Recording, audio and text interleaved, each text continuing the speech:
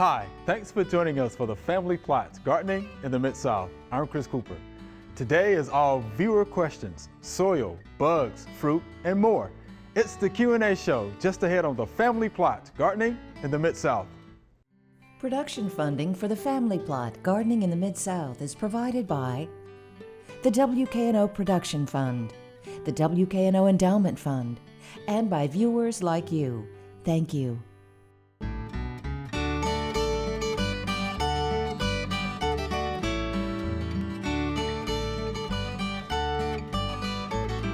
Welcome to the Family Plot. I'm Chris Cooper. We love viewer questions. Unfortunately, we can't answer all of them on air because there's just not enough time. But we do collect some of them for shows like this. So let's get started. Up first, a question we got a few weeks ago about muscadines. My muscadines started out this growing season great. Then they started shriveling up. What is happening? So what do you think is happening there, Celeste? So from the pictures, I'm leaning towards a fruit rot called bitter rot. Yeah. That usually affects, well, we start seeing the effects on that fruit once we get into the season after the fruit has really begun to develop. You know, a lot of people might confuse this with like black rot or some other types of fruit rots, but those tend to set in earlier in the season. So bitter rot is something that we would see on more mature fruits moving in to them, you know, being in their ripening stage. Okay. And, you know, it makes the fruits that you do harvest have a bitter taste quality to them. And then you can see those kind of lesions where the fruit itself is rotting. Right. So certainly, you know, muscadines are native to our area. Pretty tough plants. And Yeah, they they are. have, They are. you know, some less disease problems than, say, we would if we were trying to raise bunch grapes here. Right. But occasionally when we have hot, humid conditions, that is favorable for the development of fruit rot. And it actually sets in right at bloom time. So those plants got infected in the pedicel, not the flower itself, but the piece that holds the flower onto the stem, back right at bloom time. Okay. So if they're having this recurring year after year, they need to do some protective fungicides spray schedule. early in the spring to help prevent that infection, because then the fruits begin to develop, and if that pedicel is infected, it can then easily transfer to those grapes once Gotcha. they've developed. Right. And then I also saw some cracking I saw that as on well. one of those pictures, and that's unrelated to the bitter rot. So that is probably cultural control, so management. Yeah. So when we have consistently moist soils or fluctuations between dry and wet, that can cause cracking, just like we see in tomatoes. Tomatoes, Yeah, that's we what I see was that in thinking, tomatoes a lot. Same thing. So, So with cleaning up, if you got this bitter rot, do you cleaning up the fruit in the fall and putting them, not in the compost, but in the trash? Is That's that right. helpful? Proper Yes. sanitation Yes. is going to be key for that. Spray schedule, of course, good pruning, fungicides, good pruning. Airflow. schedules. Yeah, got to get that airflow in there as well. And then you might want to check resistant varieties. Just do some homework and check to see if some of those are, are available. So those are a couple of things I would look at as well. All my peaches are small and hard. How do I get my tree to make fat, juicy peaches? The tree had a side shoot near the ground when it was young. The original trunk died, and this is Dana. He says this year he drastically thinned, but the peaches are still small. Because you do recommend thinning. I know you're going to say that, right? Yeah. But he drastically thinned, still small. Because that's not the peach tree he planted. Right. That's the rootstock. Peach trees are June budded, and if that original trunk died and it came out from the root, then he's got rootstock. And it's probably a pretty healthy tree. Probably pretty healthy, because rootstock's known for being healthy. Right. But, take it out. You cannot make a peach tree produce good fruit if it doesn't have it. If it, it's going to produce that same fruit year one till it dies. It's not going. You can't change it. Now you can make them bigger by thinning. Yeah. But if it's a small little knotty peach to start with, and it's only if you thin them and they're still small knotty little peaches, that's the way it's always going to be. And thinning, no amount of thinning or fertilizer is going to change that. So basically, you've got a rootstock that is turned into a tree.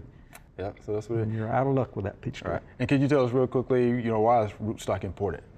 Rootstock is more vigorous than the rootstock that would be on from that tree, and it causes the tree to grow faster, healthier. And some of the rootstock can actually give some resistance. I know there is a Nemagard rootstock that is resistant to nematodes if you're in an area that has a lot of nematodes.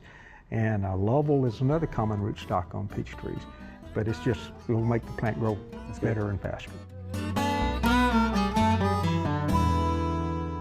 What can we do to improve the health, production, and growth of our small fig tree? Okay. And this is Linda from Baker, Louisiana. And I see Celeste is getting ready. Miss Linda, she's getting ready. So how can we help, right? Well, so I'm looking that Miss Linda is from Louisiana. Louisiana. So she's got a warmer growing zone than we do here in Tennessee. This is correct. And it says that her tree is about 3 years old, about 2 feet tall. So And she has gotten a few figs from that. I'm anticipating that this fig is going to take off this year, It's gonna take off. probably. Yeah, it's going to take off, grow quickly.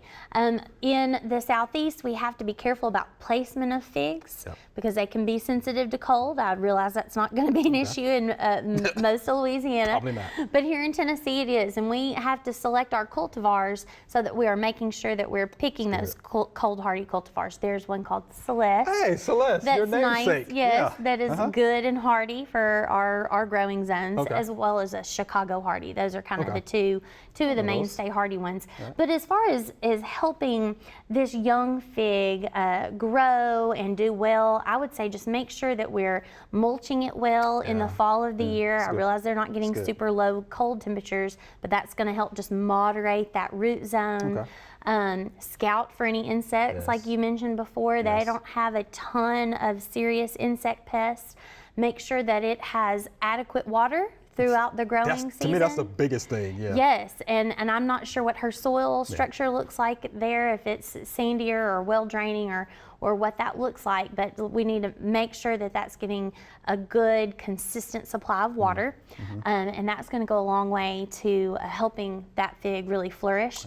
They are not heavy feeders on fertilizer, so she doesn't have to worry about putting all different kinds of amendments and things on it like that. So I'd say just kind of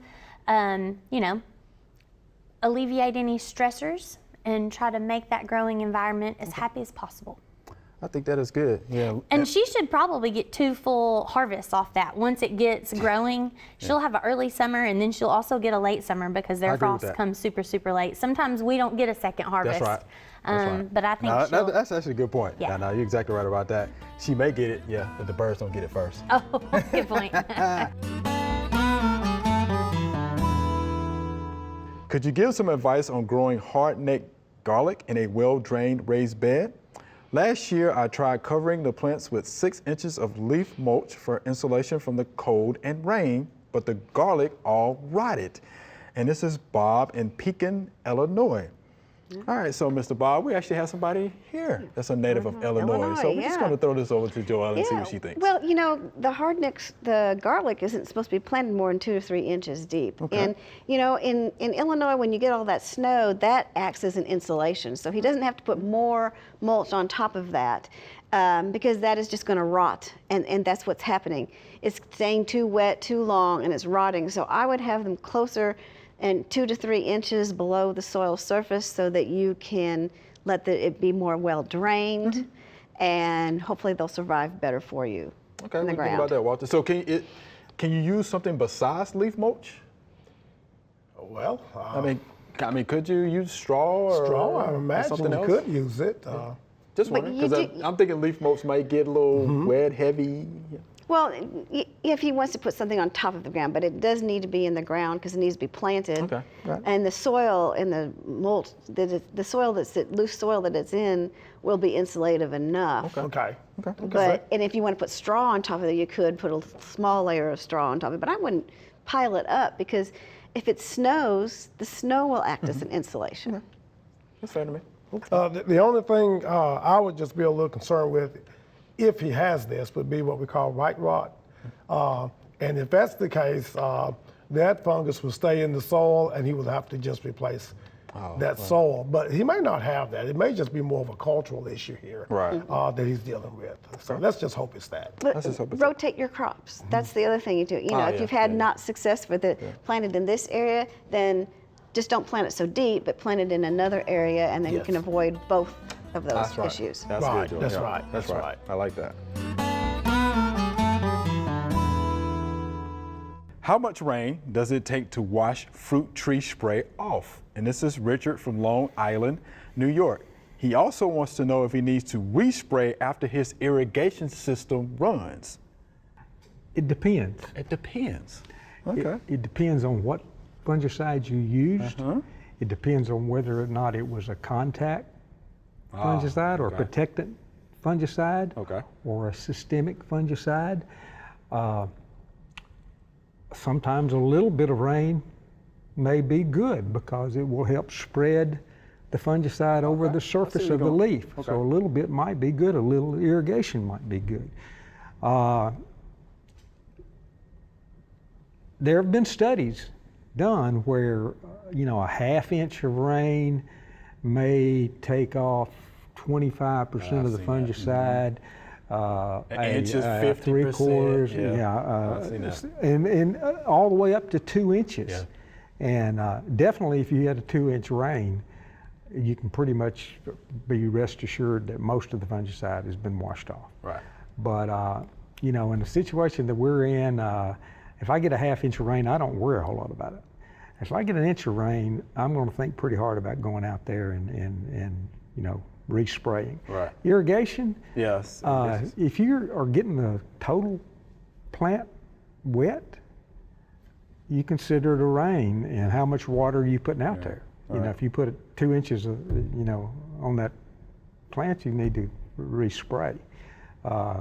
If you're having problems with leaf diseases and you're spraying something, I would encourage you to go with drip irrigation so you don't get the foliage wet. That's the And the option. drip That's the option. irrigation, you know, then you don't worry about it. That's right. That's a good option. Didn't think about that one. You're right. But yeah, because we don't know how much, you know, the irrigation system is putting out. So you're right. And if it's covering the whole plant. That's right. And if it's just covering, if it's just getting up on the bottom of the trunk and, you know, as long as it doesn't get up into the leaf and fruit area, you're probably all right. What made some of my arborvitae die? When should I replant? So what makes them die, you think? Oh, there could be so many answers. We'll go with a couple short ones. Okay. So, depending on the time of year, if we're in June in the southeast, Okay. We're good. Okay. probably it could be bagworms. So you need to check. You need to check your conifers for bagworms. Right, They're right. actively feeding during that time of year. That's right. If you don't see any insect activity, my next go-to would be drainage Oh, that's what I was gonna say. That's right. in your soil. They do not prefer to have wet feet. They need excellent drainage. Even if water isn't standing on that site, you may have a slow draining soil. Okay. So if I like it's got a high, heavy clay content, you know, that could be an issue. Sometimes I'll see one plant is fine, one plant is dead, one plant is fine, and that just has to do with the variation in our soil composition, especially in any kind of, think of your subdivisions, right? They've come in and they've done groundwork before they built these new structures. Topsoil was redistributed probably, you know, not as evenly as possible. In some cases, we don't even have a topsoil horizon list. Yes, exactly. So there can be huge variation in the water holding capacity and drainage capacity of our soils, you know, a few feet from one another. Right. So, How do you think we correct the drainage issue, though? well, I wouldn't look towards correcting the drainage issue per se. I would look towards planting tolerant species. Okay. That's fair. Instead of trying to change that. fair. That's going to be a huge undertaking. You would need to excavate that entire area and amend the entire planting area. You can't amend a hole That's right. and think that it's going to fix it. That's right. Have you ever heard of people wanting to add rocks to the bottom to course I increase have. drainage? Yeah. What a mistake. That does the opposite. Yeah, what a mistake that is. Right, that just raises your water level. right. So you could do a infiltration test, where, say you go ahead and take that plant out, you can fill that hole up with water, see how long it takes for that water to drain out of that hole. If it's longer than 24 hours, that's not a suitable site for that arborvitae. So that would probably be my second issue. And then as far as when can they replant, you can replant really any time of year, depending on how much you want to dedicate towards watering that plant. Oh, yeah. And in the southeast, we do have a really wide planting window because our ground seldom freezes. Right. When you get into other areas, obviously you don't want to plant while your ground is frozen. What is a good deer-resistant, fast-growing shrub I can use for privacy? They're And this asking is for lots of Geraldine things on from that. Knoxville, Tennessee. So deer-resistant, fast-growing. And evergreen. Well, or screen planting, Screen I plant. guess. You know, one of our best native evergreen plants, of course, is our eastern red cedar. Yes. And they're tough. They'll grow anywhere but a wet spot. They'll tolerate shade. Yeah. They love it hot and dry. They'll grow on a rock. And so our eastern red cedar, there are cultivars of that you can purchase. But also, if you've got a big enough area, just seed-grown varieties, you'll get some selection, variation on those. And mixing up a screen with different plant material. Is also a way. It also depends how big you want, how much room you have, how tall. Gray owl juniper will eventually be 10 feet tall, and if you're needing something taller. Right. But Well, so then, this leads me into another thought. When we talk about deer resistant, junipers, I would say, for the most part, are going to be deer resistant. They don't like that taste, they don't like that texture. But some plants that you see on the market that are marketed as being deer resistant are just that. It depends on how hungry the deer are. Absolutely. Right? Yeah.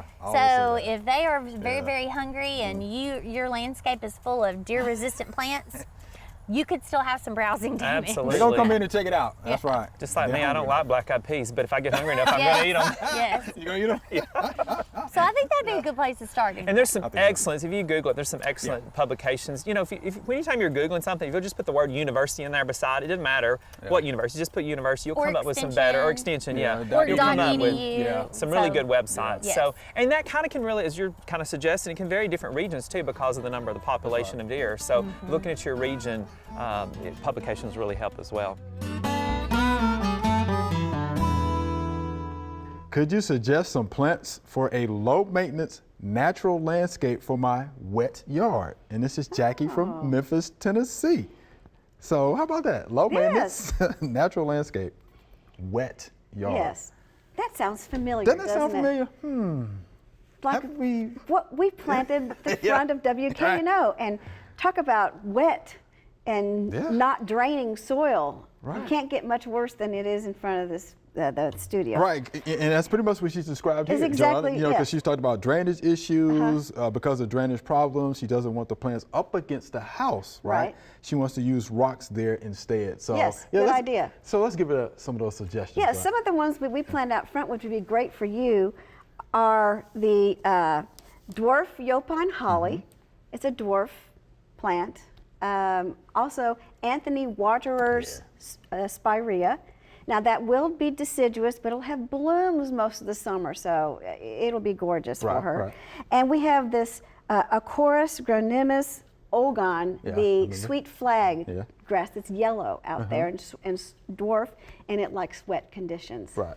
So between those three plants, I think she can have a really pretty front yard. Right, because it looks like she may have enough sun, from Yeah. the picture. And thank you for that picture. Yeah. So how would you plant those, though? Yeah, I like we did out front. We planted them mostly in the ground, but we had a good third of them out of the ground, and we put the soil, built the soil up around them to make little mounds around each plant. That's what I would Definitely do. looks good, too, and that's what I would do. And it's worked out front, so It's hopefully it'll good. work for her too. I have many spots on my peach leaves. What is it, and how do I take care of it? And this is Jay from New Market, Maryland. So what do you think about the spots on those peach leaves? And thank you for the picture. It's a good picture. Yeah, looking at that, Entomosporium leaf spot is that's what what I I thought. think it is. Entomosporium leaf spot, Yeah. which is a common leaf spot Yeah. disease, which gets on ornamentals, it gets on Photinia. Yeah, it You does, know, sure it gets does, on. It sure gets does. on a lot of plants, and it can be controlled with fungicides. I don't think copper is probably the best one. Right, because he's tried the copper fungicide. Yeah. It's not getting better. The trees are 2 years old.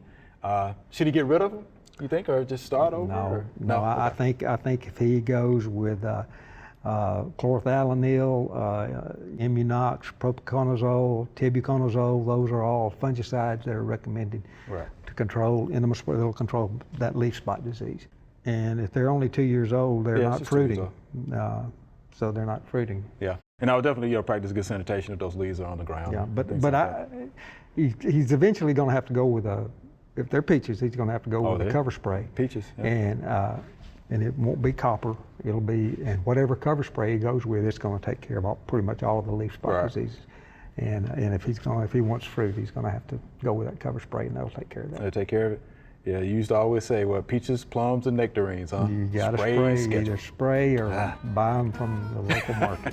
Or buy 'em Your from the farmer's local market. That's right. Is there a way to get rid of aphids on my milkweed plants besides hosing them off? And this is Nancy from Poolsville, Maryland. She says she does not want to accidentally kill butterflies. Good. Which is good. That is good. Which is good. I love that she is thinking with a mind I like it. focused on stewardship. I like it. And honestly, aphid feeding on milkweeds is natural. Okay. I don't even try to wash them off with the hose. Okay. And at certain points of the year, the tips, the newest growth, can be completely covered And in I've seen aphids. that, yeah. And it looks bad, to us, and we want to do something to help it.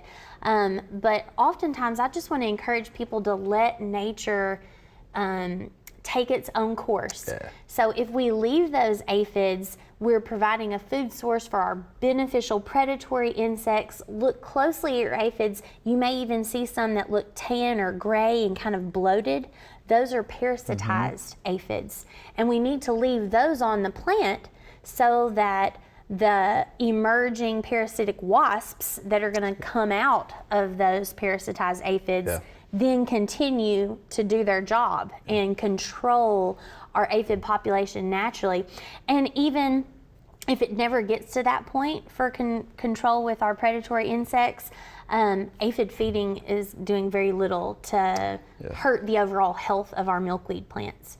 So I'd say that she is doing the right things already. Yeah.